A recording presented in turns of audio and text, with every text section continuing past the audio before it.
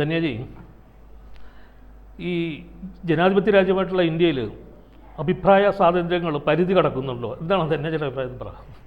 തീർച്ചയായിട്ടും നമുക്ക് അഭിപ്രായം പറയാൻ പലതിനും ഭയമാണ്. മാധ്യമപ്രവർത്തകയാണെങ്കിൽ പോലും നമ്മൾ ചില കാര്യങ്ങളിലൊക്കെ അങ്ങ് വിഴുങ്ങും. കാരണം ഇനി ഇതിൻ്റെ പുറകിൽ വല്ല കേസ് വരുമോ, പിന്നെ അതിൻ്റെ പുറകെ നടക്കണോ, നമ്മൾ എന്തെങ്കിലും പറഞ്ഞു പോയാൽ ഇപ്പോൾ നമ്മൾ അഭിപ്രായം പറഞ്ഞ ഉടനെ വ്യക്തിഹത്യ എന്നുള്ള രീതിയിൽ അതിനെ അങ്ങ് വഴിതിരിച്ചു വിടും. അപ്പോൾ ഇനി വ്യക്തിഹത്യ എന്നൊക്കെ പറഞ്ഞാൽ വലിയ രീതിയിലുള്ള കേസുകളിലും കാര്യങ്ങളിലൊക്കെ നമ്മൾ പോകേണ്ടി വരും. അപ്പോൾ അതിനെ സംബന്ധിച്ചിടത്തോളം ഇതായിരിക്കും മിണ്ടാതെ ഇരിക്കുന്നതാണ് നല്ലത്. നമ്മുടെ ജോലി കഴിയാൻ നമ്മൾ പോവുക എന്നുള്ളതാണ് ഏറ്റവും നല്ലതെന്നാണ് വിചാരിക്കുക. എന്താ ഇപ്പം ഇത് ചോദിക്കാനുള്ള കാരണം? അല്ലെ, കഴിഞ്ഞ ദിവസം ജസ്റ്റിസ് അരുൺകുമാറിൻ്റെ കോടതിയിൽ ഒരു കേസ് വന്നു. എസ് മനു എന്നുള്ള ആൾക്കെതിരെ സർക്കാർ കൊടുത്ത കേസാണ്. നമ്മുടെ ദുരിതാശ്വാസ നിധിയുടെ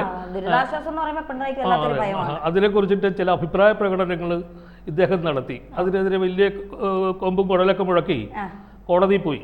പക്ഷെ അരുൺകുമാറിൻ്റെ അദ്ദേഹം ജസ്റ്റിസ് പറഞ്ഞു, ഇതിൻ്റെ അകത്ത് പ്രത്യേകിച്ചൊന്നും കാണുന്നില്ല. അദ്ദേഹം മറ്റുള്ള കാര്യങ്ങൾ മാത്രമേ പറഞ്ഞിട്ടുള്ളൂ. അതല്ലാണ്ട് മറ്റുള്ള തരത്തിലേക്കോ അതല്ലെങ്കിൽ ദുരിതാശ്വാസ നിധി മോശമാണെന്നുള്ള തരത്തിലല്ല പറഞ്ഞത്. പക്ഷേ ആ പണം എന്ത് ചെയ്യുന്നതിനെ കുറിച്ചിട്ടാണ് അദ്ദേഹം അഭിപ്രായം നടത്തിയിരിക്കുന്നത്. അതുകൊണ്ട് ഈ വിഷയത്തിൽ ഇടപെടേണ്ട ആവശ്യമില്ല എന്നുള്ള തരത്തിലാണ് കോടതി നിരീക്ഷിച്ചത്. ഈ ശബരിമല അയ്യപ്പൻ്റെ കളികൾ വന്നതിന് ശേഷം പിണറായി വിജയന് വലിയ തിരിച്ചടികൾ തുടങ്ങിയിട്ടുണ്ട് എന്നുള്ളതാണ്. ഈ ആഗോള അയ്യപ്പ സംഗമം നടത്തിയതിനു ശേഷമാണ് ഈ ശബരിമലയിലെ അവിടെ ഇരിക്കുന്ന അയ്യപ്പൻ പോലും പിന്നെ യഥാർത്ഥമാണോ അതോ അതും കടത്തിയോ എന്നൊക്കെയുള്ള ചോദ്യങ്ങൾ ഇപ്പോൾ നമ്മൾ ചോദിച്ചു തുടങ്ങുന്നത്. അപ്പോൾ അവിടെ നിന്ന് തുടങ്ങി ശനിദശ എന്നുള്ളതാണ് ഇപ്പോൾ ഇവിടെ എത്തി നിൽക്കുന്നത്. ഈ പൊതുവേ ഈ ദുരിതാശ്വാസ നിധിയെക്കുറിച്ച് ആരും മിണ്ടാൻ പാടില്ല. ആരും മിണ്ടിയാൽ അവർക്കെതിരെ കേസെടുക്കും. അതായത് ഒരു സമയത്ത് ഈ പ്രളയം ഇതൊക്കെ വരുമ്പോൾ നമുക്കൊക്കെ വല്ലാത്ത ഭയമാണ്, പേടിയാണ്. കാരണം ഇതിനെ നമ്മൾ തരണം ചെയ്യും, ഇതുവരെ ഉണ്ടാക്കിയത് മൊത്തവും കൊണ്ടുപോകുമോ പ്രകൃതി എന്നൊക്കെ ഉള്ളൊരു ഭയമാണ്. പക്ഷെ CPM ആ ഭയമില്ല.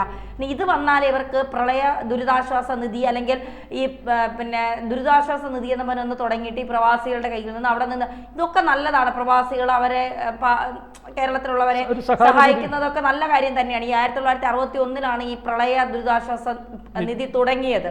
അതായത് മുഖ്യമന്ത്രിമാർ അത് കൈകാര്യം ചെയ്ത് പോരുന്നു എന്നുള്ളതാണ്. നമുക്ക് എങ്ങനെ ബാങ്ക് ട്രാൻസ്ഫർ വഴിയോ UPI വഴിയോ എങ്ങനെ വേണമെങ്കിൽ നമുക്ക് അതിലേക്ക് സംഭാവന ചെയ്യാം എന്നുള്ളതാണ്. പക്ഷെ ഇത് നമുക്ക് ഒരിടം നോക്കിയാൽ ഇത് എത്ര രൂപ വന്നു, എന്തിന് ചെലവഴിച്ചു, എന്ത് ചെയ്തൊന്നും നമുക്ക് ഒരിക്കലും അറിയാൻ പറ്റില്ല. വിവരാവകാശ രേഖ ചോദിച്ചാൽ പോലും ചിലപ്പോൾ കിട്ടത്തില്ല. കാരണം അത് പിന്നെ ഏതോ ഒരു തമാശയിൽ പറയുന്നത് പോലെ എന്താണ് ഈ ദുരിതാശ്വാസ നിധി എന്ന് പറയുമ്പോൾ മുഖ്യമന്ത്രിയുടെ ദുരിതാശ്വാസ നിധി എന്ന് പറഞ്ഞാൽ എന്താണ് എന്ന് ചോദിക്കുമ്പോൾ മുഖ്യമന്ത്രിക്ക് ഒരു ദുരിതം വന്നു, ഒരു ആശ്വാസത്തിന് അതിൽ നിന്നൊരു നിധി എടുത്തു, അതാണ് ഈ മുഖ്യമന്ത്രിയുടെ ദുരിതാശ്വാസ നിധി എന്ന് തമാശയ്ക്ക് പറയുന്നത് പോലെയാണ്. മുഖ്യമന്ത്രിയുടെ ആശ്വാസത്തിനും പരിവാരങ്ങളുടെ ആശ്വാസത്തിനും എടുക്കുന്നുണ്ടോ, പ്രളയബാധിതർക്ക് തന്നെ കൊടുക്കുന്നുണ്ടോ, പ്രളയം ബാധിച്ച് എത്ര പേർക്ക് ഇതിൻ്റെ ആനുകൂല്യങ്ങൾ കിട്ടി, അതൊക്കെ ഇപ്പോഴും ഒരു ചോദ്യചിഹ്നമാണ്. പിന്നെ അഭിപ്രായ സ്വാതന്ത്ര്യം ആർക്കും പറയാം. ഇപ്പോൾ ഈ ഇടയ്ക്ക് ഹണി റോസിൻ്റെ ഒരു വിവാദം വന്ന സമയത്ത് ഒരുപാട് പേർക്കെതിരെ ഹണി റോസ് അന്ന് എനിക്ക് തോന്നുന്നു രാഹുൽ ഈശ്വർക്കെതിരെ പരാതി കൊടുത്തിട്ടുണ്ട്. ഒരുപാട് പേർക്കെതിരെ അവർ പരാതി കൊടുത്തു. ബോച്ചയ്ക്കെതിരെയൊക്കെ കൊടുത്തു. ബോച്ചയെ സംസാരിച്ചത് ബോച്ചയുടെ വ്യക്തി സ്വാതന്ത്ര്യമാണ്. അത് ഹണി റോസിന് ഇഷ്ടപ്പെട്ടില്ല. ബോച്ചയുടെ വാക്കുകൾ പലപ്പോഴും കടന്നു പോകാറുണ്ട്. അത് വ്യക്തി സ്വാതന്ത്ര്യം എന്നല്ല പറയേണ്ടത്, നല്ല അടിയുടെ അദ്ദേഹം പറയുന്ന പല വാക്കുകളിലൂടെയും നമുക്ക് അംഗീകരിക്കാൻ കഴിയില്ല. പക്ഷെ അയാൾ പറയുമ്പോൾ അത് അയാളുടെ വ്യക്തി സ്വാതന്ത്ര്യമാണ്. എനിക്ക് അവർക്ക് അവരുടെ ഇഷ്ടത്തിന് ഡ്രസ്സ് ഇടാമെങ്കിൽ എനിക്ക് എൻ്റെ ഇഷ്ടത്തിന് സംസാരിച്ചൂടെ എന്നുള്ളൊരു ചോദ്യം വേണമെങ്കിൽ അയാൾക്ക് ചോദിക്കാം. അത് കേൾക്കുന്ന ആളുടെ പ്രശ്നമാണ്. ഞാൻ പറയുന്നത് ഈ അർത്ഥത്തിലാണെന്ന് നിങ്ങൾ കേൾക്കുന്നവരുടെ പ്രശ്നമാണെന്ന് പറഞ്ഞാൽ തീരാം. പക്ഷെ അയാൾ പറയുന്ന പലതിനോട് നമുക്ക് യോജിക്കാൻ കഴിയില്ല. അതാണ് ഇവിടെ സംഭവിക്കുന്നത്. ദുരിതാശ്വാസ നിധിയിൽ സാധാരണക്കാർക്ക് വേണ്ടി പല രാജ്യത്തിലെ പ്രവാസികൾ അയക്കുന്ന പണമാണ്. അത് എന്ത് ചെയ്തു എന്ന് അറിയാനുള്ള ബാധ്യത അതിൻ്റെ ആ സമയങ്ങളിലെല്ലാം വളരെ അഴിമതി നടന്നിട്ടുണ്ടെന്ന് എല്ലാ മാധ്യമങ്ങളും, അത് മാത്രമല്ല അത് അറസ്റ്റ് നടന്നിട്ടുണ്ട് അതിന്റെ പേരിൽ. ആ സമയത്ത് മാധ്യമങ്ങൾ പോലും വാർത്ത കൊടുക്കാൻ മടിച്ചു. കാരണം ആ സമയത്ത് ഇത് ആര് ദുരിതാശ്വാസം എന്ന് പറഞ്ഞാൽ അവരെ അപ്പ പൊക്കിക്കൊണ്ടുപോകുന്ന ഒരു സ്ഥിതി ഉണ്ടായിരുന്നു. ഇപ്പൊ കോടതി വരെ പറയുന്നുണ്ട് ഭരണഘടനയെ ലംഘിക്കുന്നില്ല, നമ്മുടെ പിന്നെ അഖണ്ഡതയെ അല്ലെങ്കിൽ നമ്മുടെ പിന്നെ രീതികളെ അത് വിമർശിക്കുന്നില്ല, പൊതുജീവിതത്തെ ബാധിക്കുന്നില്ല. പിന്നെ എന്തുകൊണ്ട് നമ്മളത് സംസാരിച്ചുകൊണ്ടാന്ന് കോടതി ചോദിക്കുമ്പോൾ ഇനി ഏത് സാധാരണക്കാരന്റെ പണമാണ് സർക്കാർ ഉപയോഗിക്കുന്നത്? അല്ലാതെ CPM സഹാക്കളുടെ ഇനി നാളെ BJP ഭരിച്ചാൽ BJPയുടെയോ കോൺഗ്രസ് ഭരിച്ചാൽ കോൺഗ്രസിന്റെ വീട്ടിൽ നിന്ന് കൊണ്ടുവരുന്ന പണമല്ല.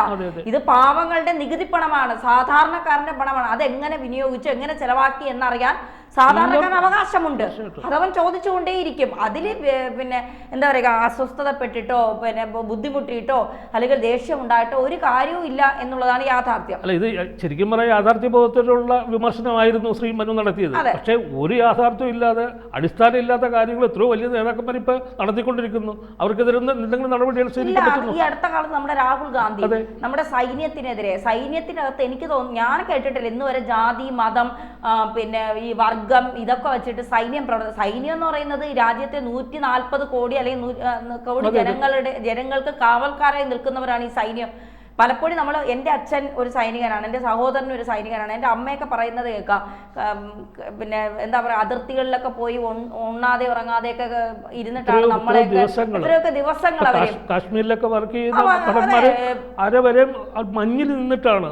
അതെ, പണ്ട് നാഗാലാൻഡിലൊക്കെ ആയിരുന്നു അച്ഛനൊക്കെ ജോലി. ആ സമയത്ത് അമ്മ പറയുന്നതൊക്കെ നാട്ടിലിരിക്കുന്നവർക്ക് പോലും സമാധാനം ഇല്ല, ജീവൻ പോകുമോ എന്നുള്ളൊരു ഭയം. ഇത് ആർക്ക് വേണ്ടി? ഇന്ത്യയിലെ ഈ രാഹുൽ ഗാന്ധി ഉൾപ്പെടുന്ന ജനങ്ങൾക്ക് വേണ്ടിയിട്ടാണ് ഈ പട്ടാളക്കാർ. അതിൽ പറയണ 10% പേരാണ് സൈന്യം ഭരിക്കുന്നതെന്ന് കേൾക്കുമ്പോൾ സവർണരാണ് സൈന്യം ഭരിക്കുന്നതെന്നാണ് ഇദ്ദേഹം, ഈ ബുദ്ധിയില്ലാത്ത മനുഷ്യൻ പറയുന്നത്. ഈ 10% സവർണരാണ് ഭരിക്കുന്നതെന്ന്. ഈ സൈന്യത്തിനകത്ത് ഈ കുത്തിത്തിരിപ്പുണ്ടാക്കാൻ ശ്രമിച്ച ഈ മനുഷ്യൻ എന്തുകൊണ്ട് അറസ്റ്റ് ചെയ്യുന്നില്ല എന്നുള്ളൊരു സാമാന്യമായ ചോദ്യമാണ്. 2, ഇദ്ദേഹത്തിന്റെ പെങ്ങൾ കഴിഞ്ഞ ദിവസം പ്രിയങ്ക ഗാന്ധി, വയനാട് MP കൂടിയാണ്, തിരഞ്ഞെടുപ്പ് കമ്മീഷൻ നേരെ ചൊവ്വേ വീട്ടിൽ പോകില്ല, വിരമിക്കില്ല എന്നുള്ളൊരു ഭീഷണി മുഴക്കി. എന്നിട്ട് ആ സ്ത്രീക്കെതിരെ ഒരു ചെറുവിരൽ ഇവിടെ ആരെങ്കിലും അനക്കി. ഇത് ഏതെങ്കിലും BJP നേതാക്കളോ അല്ലെങ്കിൽ CPMന്റെ നേതാക്കളോ പറഞ്ഞിരുന്നെങ്കിൽ ഇവിടെ എന്തായിരുന്നു? കോൺഗ്രസ് എന്തൊക്കെ പ്രകടനങ്ങൾ, പ്രതിഷേധങ്ങളൊക്കെ നടത്തിയാണ്. പക്ഷെ ഇത് ഒന്നും ചെയ്തിട്ടില്ല. ഇപ്പോഴും അവർ MP സ്ഥാനത്ത് തുടരുന്നുണ്ട്. തിരഞ്ഞെടുപ്പ് കമ്മീഷൻ എന്ന് പറയുന്നത് നമ്മുടെ ജനാധിപത്യ വ്യവസ്ഥയുടെ ഏറ്റവും മോൾത്തട്ടിലുള്ള ആളുകളാണ്, ഭരണഘടനയുടെ വഹിക്കുന്നവരാണ് അവരെ കുറിച്ചാണ് പറയുന്നത്. അവരെ നേരെ ചൊവ്വ വിരമിക്കില്ല എന്ന് പറയുമ്പോൾ അതിൽ എന്തൊക്കെ അർത്ഥങ്ങൾ നമുക്ക് വേണമെങ്കിൽ കണ്ടെത്തിയെടുക്കാം. അവരെ കൊല്ലുമെന്ന് വേണമെങ്കിൽ പറയാം, ഭീഷണിയാണത്. അവർ നേരെ ചൊവ്വ വീട്ടിൽ പോകുന്നതിന് കൈയും കാലം അടിച്ചൊടിച്ചിടുമെന്ന് പറയാം. എന്തെല്ലാം കാര്യങ്ങൾ നമുക്ക് വേണമെങ്കിൽ അതിൽ നിന്ന് മനസ്സിലാക്കിയെടുക്കാം. പക്ഷേ രാഹുൽ ഗാന്ധിക്ക് എന്തെല്ലാം മോദിയുടെ അമ്മയ്ക്ക് വിളിച്ചു, പിന്നെ എന്താ പറയാ, രാജ്യത്തിനെ കുറിച്ച് മറ്റു രാജ്യങ്ങളിൽ ചെന്നിരുന്ന് വളരെ മോശപരമായി വിമർശിക്കുന്നു. അവിടെ വരുന്ന യുവാക്കളെ യൂണിവേഴ്സിറ്റികളിൽ പലരും ചോദിക്കുന്നുണ്ട്, നിങ്ങൾക്ക് പരാതി ഉണ്ടെങ്കിൽ നിങ്ങൾ എന്തുകൊണ്ട് കോടതിയിൽ പോകുന്നില്ല? തിരഞ്ഞെടുപ്പ് കമ്മീഷനെ കുറിച്ച് നിങ്ങൾക്ക് പരാതി ഉണ്ടെങ്കിൽ.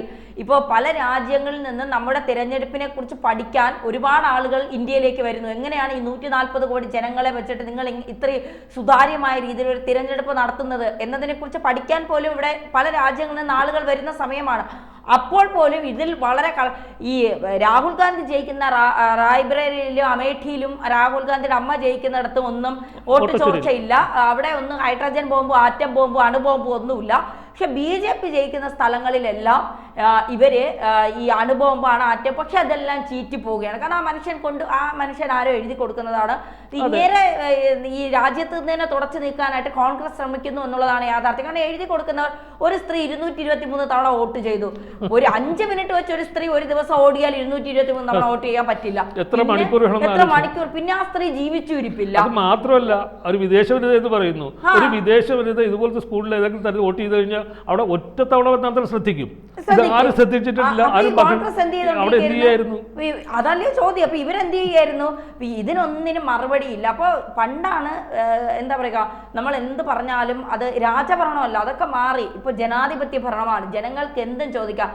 ഇപ്പോ മോദി ഏതുവരെ പഠിച്ചിട്ടുണ്ട് എന്ന് ചോദിക്കാൻ BJPക്കാർ അല്ല കോൺഗ്രസ്സുകാർ മുഴുവൻ കോടതി കയറി ഇറങ്ങുന്നത് എന്തുകൊണ്ടാണ്?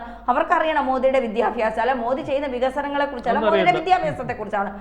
അതുപോലെ തന്നെയാണ് അഭിപ്രായ സ്വാതന്ത്ര്യം എല്ലാവർക്കും ഉണ്ട്. ദുരിതാശ്വാസ നിധിയെ കുറിച്ചാണെങ്കിലും മറ്റെന്ത് കാര്യത്തെക്കുറിച്ചാണെങ്കിലും ജനങ്ങൾ ചോദിക്കുക. അതിൽ പേടിച്ചിട്ടോ ഭയന്ന് ഓടിയിട്ട് കാര്യമില്ല. കാരണം 1 രൂപ ചിലവാക്കുന്നത്, അത് കേന്ദ്രത്തിലിരിക്കുന്ന സർക്കാരാണെങ്കിലും കേരളത്തിലിരിക്കുന്ന സർക്കാരാണെങ്കിലും 1 രൂപ ചിലവാക്കുന്നത് സാധാരണക്കാരുടെ പണമാണ്. അത് എന്ത് ചെയ്തു എന്നറിയാൻ സാധാരണക്കാരന് അവകാശമുണ്ട്. അവൻ ചോദിച്ചുകൊണ്ടേയിരിക്കും.